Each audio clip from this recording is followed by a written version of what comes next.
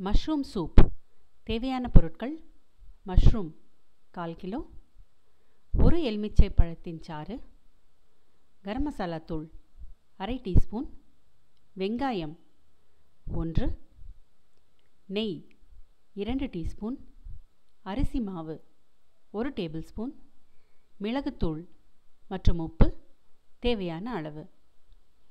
செய்முறை: மஷ்ரூமை நன்கு அலம்பி மேலே இருக்கும் தோலை நீக்கி சிறிதாக வெட்டி கொள்ளுங்கள்.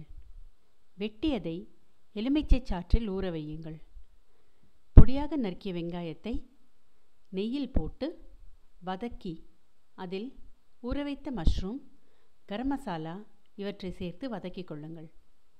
வதங்கியவுடன் தேவையான தண்ணீர், அதாவது சூப்புக்கு தகுந்தபடி சேர்த்து வேக வையுங்கள். வெந்ததும் அரிசி மாவை நீரில் கரைத்து இதில் ஊற்றி கொதிக்க விடுங்கள். ஒரு கொதி வந்ததும் இறக்கி மிளகுத்தூள், உப்பு சேர்த்து சூடாக பரிமாறுங்கள்.